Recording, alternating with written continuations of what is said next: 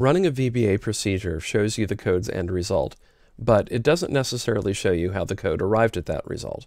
If you want to dig into a section of code to find out how it works, or to identify the cause of an error, you can move through the code step by step. In this movie, we'll use the watch value code module, so I'll just go over to the navigation pane and double-click it. This code finds the total of all orders within the orders database. If I press F5, then I'll run all the way through the code and I'll simply see the result. Now, if I want to go through step by step, I can press F8. So I'll click anywhere in the body of the code that I want to test, and then instead of pressing F5, I will press F8.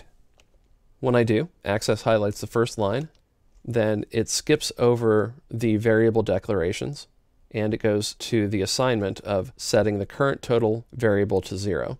Press F8 again. It sets the myR variable to the orders table, and then I go into a do until loop. Basically, what this code does is to get each order total value from within the orders table and add it to current total. So if I press F8, it moves through each of the rows doing the do until loop. So that's the second time through, and now that's the third time through. And when I press F8 again, it goes back up, asks if it's at the end of the file. It is. So when I press F8, it goes down to the end of the subroutine. And if I press F8 again, it steps out of the testing mode. So that's the basics of using F8 to step through code. Now, I will show you one or two other things. So I'll press F8 again to start stepping through, and I'll just press it a number of times until I assign a new value to the current total variable. So I currently have do until myR.eof is highlighted. Press F8 again. Now I'm going to assign a new value to current total. Basically, I'm adding the current records order total, and press F8 again. Now, if I were to hover my mouse pointer over the current total variable here, we see that the current total is 44.95.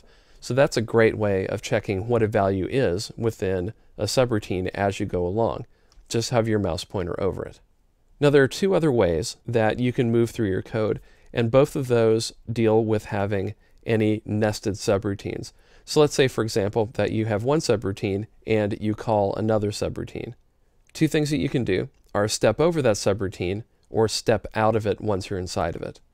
Stepping over means that Access would run all of the code in the subroutine and then start debugging again here in this code module.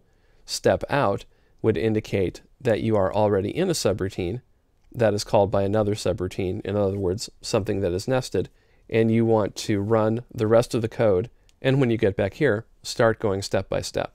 To do that, you can click the Debug menu header, and then either step over, which is also Shift F8, or step out, which is Control Shift F8.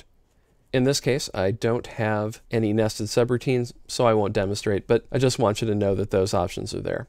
Now, finally, if you are stepping through a routine and you want to end it, then you can either press F5 to run it all the way to the end, or you can click the reset button, which ends the debugging mode and allows you to edit your code normally. Moving through your code one step at a time can be a laborious process, but it is often the easiest way to find an error or to determine how the original programmer constructed the code's logic. You'll find that pressing the F8 key is usually time well spent.